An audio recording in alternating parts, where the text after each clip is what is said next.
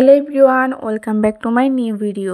আগের ভিডিওতে আমি দেখিয়েছিলাম কিভাবে ছোলা বুট সিদ্ধ করলে মাত্র 2 মিনিটেই ছোলা বুট ভাজি করা যায়। আজকের ভিডিওতে দেখাবো কিভাবে এই সিদ্ধ ছোলা বুটগুলো আপনারা ভাজি করবেন। তো এর জন্য আমি চুলায় একটা কড়াই বসিয়ে দিয়েছি, আর কড়াইতে আমি দিয়ে দিব তেল।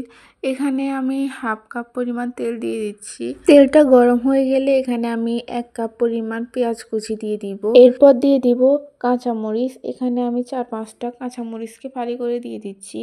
এখন দিয়ে দিব টমেটো। এরপর সবগুলোকে একসাথে ভালোভাবে নেড়েচেড়ে তেলের সাথে মিশিয়ে নিব। কিছুক্ষণ তেলের সাথে এরকম নেড়েচেড়ে মিশিয়ে নিব। সবগুলোকে মিশিয়ে নেওয়া হয়ে গেলে এখন আমি দিয়ে দিব লবণ। আমি এখানে 1 চামচ পরিমাণ লবণ দিচ্ছি। আপনারা আপনাদের টেস্ট অনুযায়ী বাড়িয়ে অথবা কমিয়ে নেবেন। যে পরিমাণ ছোলা বুট নেবেন সে অনুযায়ী ইউজ করবেন সবগুলো উপকরণ। আমি এখানে যে পরিমাণ ছোলা বুট ভাজি করব সে অনুযায়ী উপকরণগুলো দিয়ে দিচ্ছি। এখন আমি এখানে দিয়ে দিব তেজপাতা। আমি 2টা তেজপাতাকে এরকম ফালি করে দিয়ে দিচ্ছি। এরপর দিয়ে দিব দারুচিনি। এখানে আমি 3-4 টুকরা দারুচিনি দিয়ে দিচ্ছি। এরপর দিয়ে দিব এলাচ। আমি এখানে 3-4টার মতো এলাচ দিয়ে দিচ্ছি।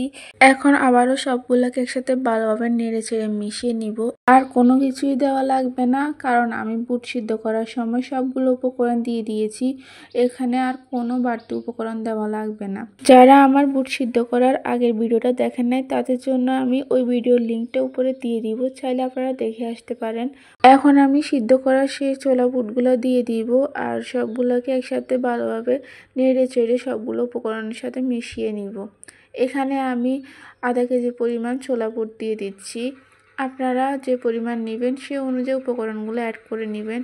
এখন সবগুলোকে একসাথে ভালোভাবে নেড়ে ছেড়ে মিশিয়ে নিলে তৈরি হয়ে যাবে আমাদের ছোলা বুট ভুনা। যাদের হাতে সময় একদমই কম এবং যারা ইফতারিতে অল্প সময়ের মধ্যে ইফতারি তৈরি করতে চান তারা চাইলে আমার এই ওয়েতে ছোলা বুট ভাজি করে দেখতে পারেন। আশা করি আপনাদের সবার ভালো লাগবে। আর ভালো লাগলে অবশ্যই আমার চ্যানেলটিকে সাবস্ক্রাইব করে পাশে থাকা বেল বাটনটি ক্লিক করে নেবেন। তো আজকের মতো এই পর্যন্তই। সবাই ভালো থাকবেন, সুস্থ থাকবেন। আল্লাহ হাফেজ।